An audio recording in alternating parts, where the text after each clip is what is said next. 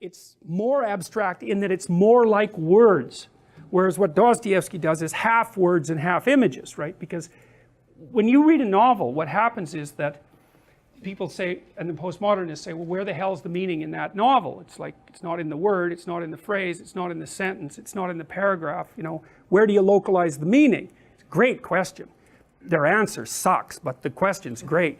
So, but what happens partly when you're reading a book is that, a novel, is that the words trigger representations in your imagination, and a lot of the information from which, a lot of what you extract the information from is actually your imagistic representation of the words.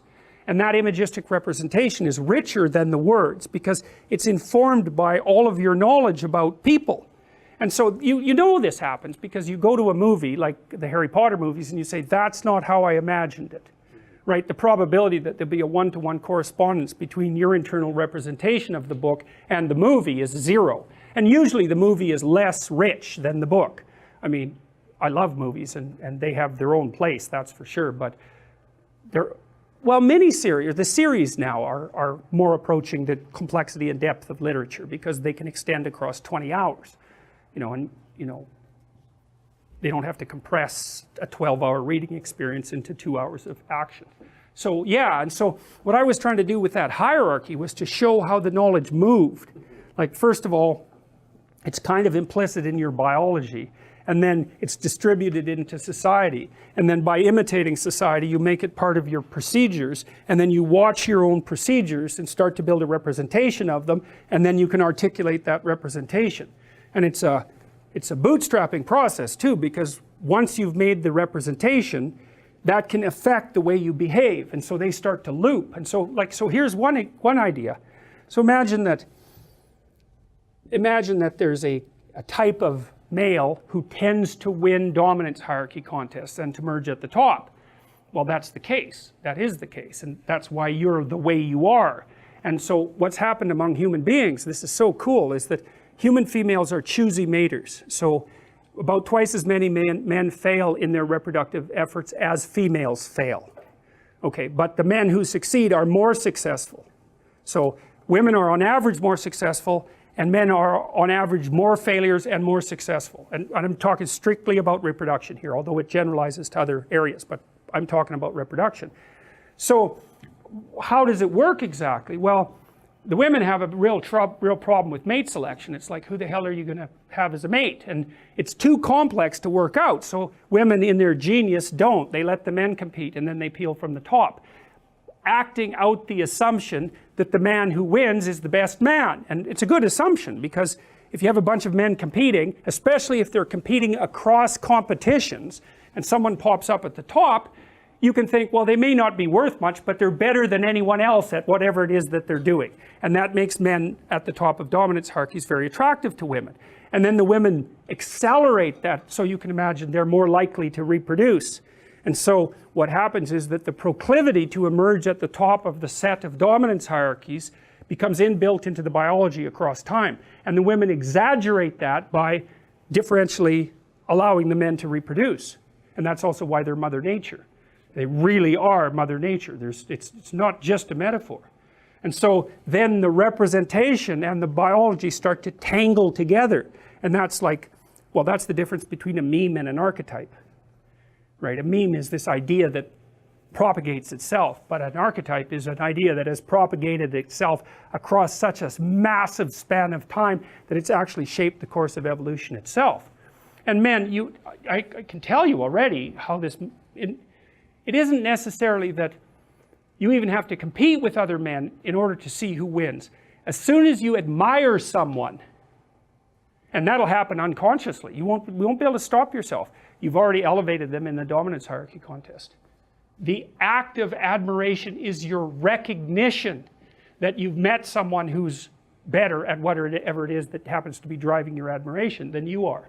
And so, and that's partly the manifestation of just the idea as the what would you say, as the representation of the ideal.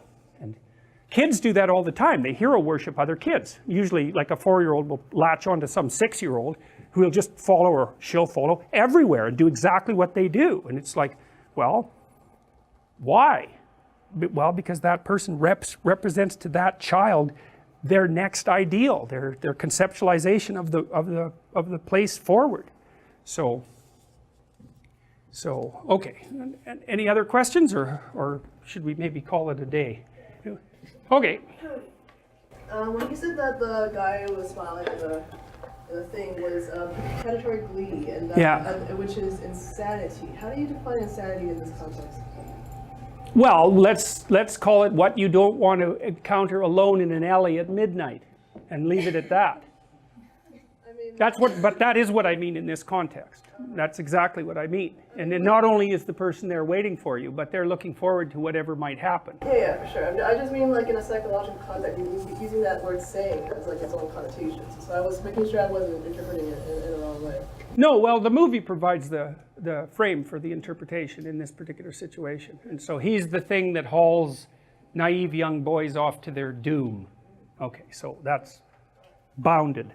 So, yes? I have a question. I would like you, if you can elaborate a bit on, you talked about this mental process where people do the thing that's hard but less hard but still hard to avoid facing the shadow. Yeah, that's actually a really productive way of procrastinating, although it comes with its own problems of rationalization. So that reinforces certain circuits. Yes. And then you talk about it in a way that says that those can't go away, so you need to bring up the other inhibitory circuits. And I'm just wondering if you can elaborate. Well, I can, sure. What is in the realm of possibility around their understanding of. Well, I've derived that partly from my study of addiction and also from my study of recovery from post-traumatic stress disorder. But let's talk about addiction. So there's a series of actions that occur before you take your cocaine. Some of those are local. They're the things that happen immediately before, and some of those are distal. They're farther back in the chain of events. And when you have a hit of cocaine, it produces a dopaminergic burst, and that feels really good, but it also makes the circuits that were immediately active before that grow. That's what reinforcement is. And then the growth is proportionate, not linearly, but it's proportionate to how long before that event occurred. The closer it is, the stronger they're going to get. But even the ones that are somewhat distal get some reinforcement. Because you might say, well, what did you do before you found your latest fix? And the answer is, well, how long before? Well, the closer, the more rewarded. And so what happens then is that, so if you take that person out of the normal environment, you put them into a treatment center, they're off their physical addiction, which is a weird thing in the case of cocaine, but like not that long. A week will do it, 2 weeks for sure. Even heroin and alcohol for sure, if you can get them through the seizure part without dying. And so they're done. They aren't physiologically dependent anymore. But you let that person go, and the first thing that happens is his old friend, who he's always out doing drugs with, shows up, and bang, he's craving like mad. And that's because that thing in there is not dead at all. And it's activated by the cue. And it's a circuit. It's not. It's a personality. It only wants one thing. It wants cocaine. It's going to suppress any non-related thoughts, and it'll use lies. That's no problem, especially if lies have been reinforced, which they certainly have. Where are you off to, son? You know, you'll have a lie for that, and then 10 minutes later you have your drug, and so that little lie has just grown. Or maybe you think you've tried to quit, and you think to hell with it, and every time 10 minutes before you take your drug you think to hell with it, and you do that 1,000 times. Well, believe me, the to hell with it circuit, that sucker is strong.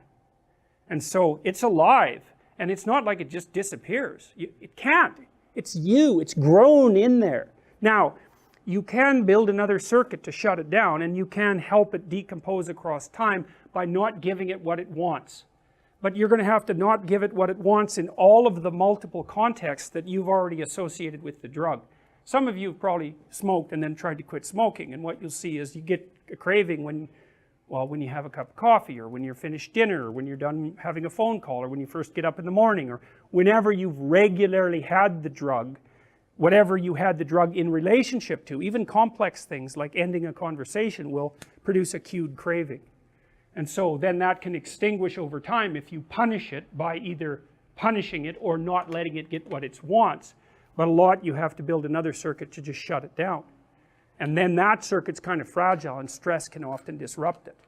So that can be mediated by some of these books that people read about quitting smoking or things like ibogaine and... Oh sure, well part of that, well ibogaine's a whole different thing because it seems to have a direct physiological effect, but you know, the addiction has a cognitive component. It's full of thoughts and desires and wants, and you know, you may have to rebuild your whole personality in order to get that thing cornered. Religious conversion, for example, is a really effective treatment for alcoholism. That's partly why Alcoholics Anonymous works for the people for whom it does work. But religious conversion, which is total personality conversion, is actually one of the few things that we know of that's an effective treatment for alcoholism. We don't know how to induce it. But although that's not exactly true either, because the early work with LSD was quite promising as a treatment for alcohol addiction. And there's recent work with psilocybin showing that if people have a mystical experience when you give them psilocybin, their success rate in quitting smoking is about 80%, which is way higher than any pharmacological intervention for smoking has ever been.